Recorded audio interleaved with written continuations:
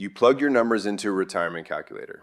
It spit out a green check mark, maybe a nice little graph showing your money lasting until 95.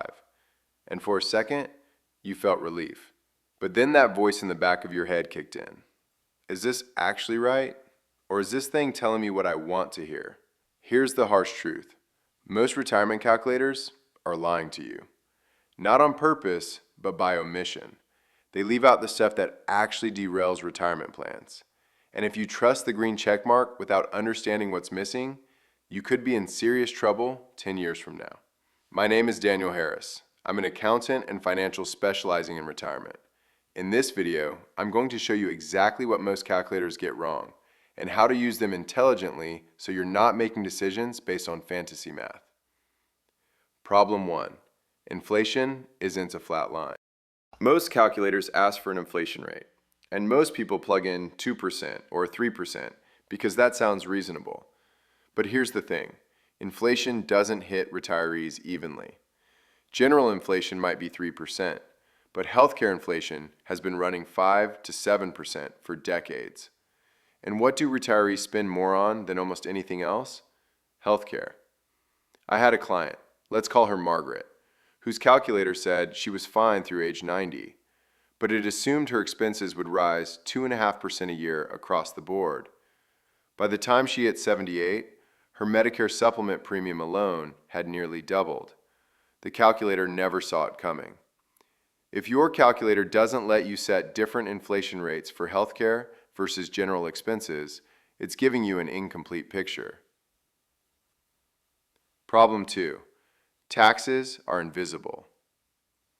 Here's one that drives me crazy. Most free calculators completely ignore taxes.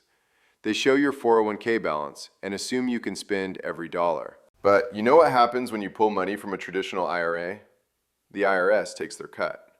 Depending on your income, you could lose 15%, 22%, even 25% of every withdrawal to federal taxes, plus state taxes if you're somewhere like California or New York. A $1 million portfolio isn't really $1 million in spending power. It might be $750,000 after taxes. That's a big difference, and most calculators won't show it. Problem 3. Sequence risk doesn't exist. Let's see here. This one's a little technical, but it matters a lot. Sequence risk is what happens when the market drops early in your retirement. If you retire and the market tanks 30% in year 1, you're selling shares at the worst possible time to cover expenses. That damage compounds for decades. Most calculators assume steady average returns, say 7% per year every year. But the market doesn't work that way. A plan that works with smooth returns might completely fail if those returns come in the wrong order. The fancy term is sequence of returns risk. The simple version? When the bad years hit, matters as much as how many bad years there are. Problem 4.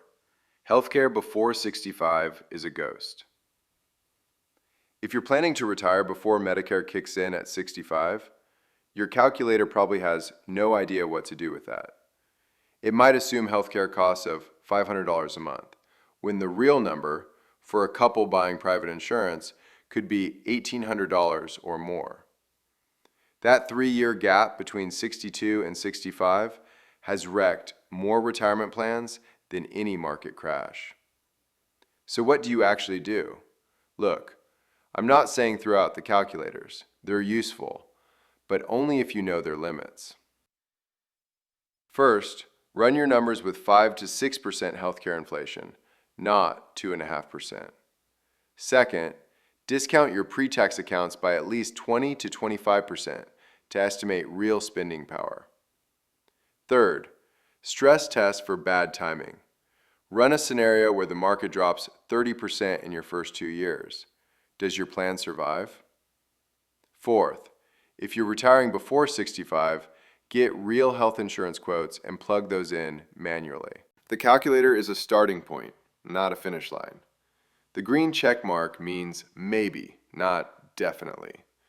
Your future self needs you to dig deeper. Don't let a piece of software make promises your portfolio can't keep. All right, that's what I've got for today. Thank you for watching, and I really hope that this has helped you.